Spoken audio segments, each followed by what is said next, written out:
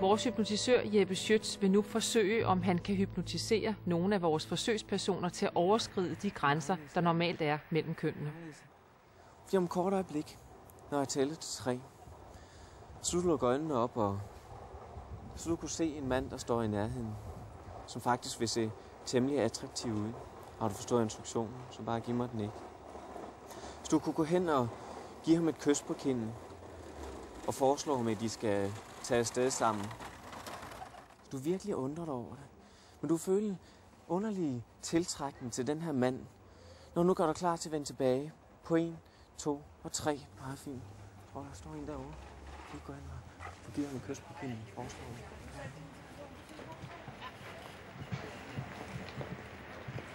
Står du og venter på et kys på kinden? Hej. Hej. Står du bare lige og står? Ja, jeg står. Kigger her. Ja.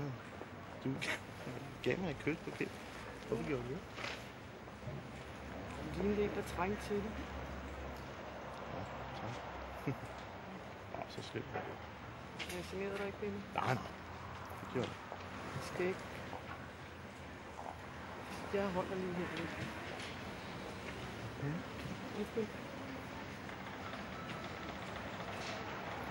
Det er lidt mærkeligt, det her. Er det mærkeligt? Ja. Jeg skal foreslå dig, at vi tager afsted sammen. Det kan jeg ikke. Kan du ikke? Nej, det kan jeg ikke. Så det gør jeg ikke. Nej.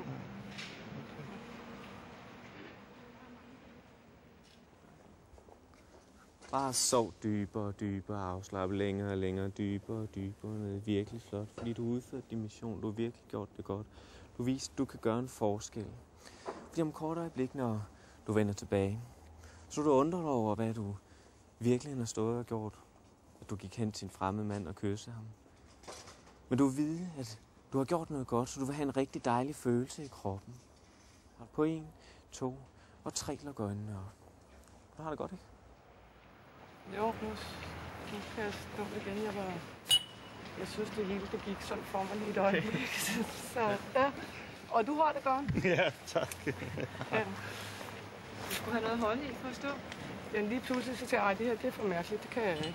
Jeg kan ikke sige til en fremmed mand. Det gør jeg altså ikke. Ja. Der var simpelthen, det var for grænseoverskridende. Ja. Men du startede med at kysse ham. Ja. Det er jo ikke noget, du normalt gør, gå rundt i et center og kysser nogen, du ikke kender. Nu har jeg ikke været i Albertslund før, så kommer det måske heller aldrig igen. Men nej, det er ikke noget, jeg normalt gør. Og hvorfor gjorde du det så nu? Jeg ved det ikke. Altså, det kan jeg ikke svare på. Det har jeg ingen idé om.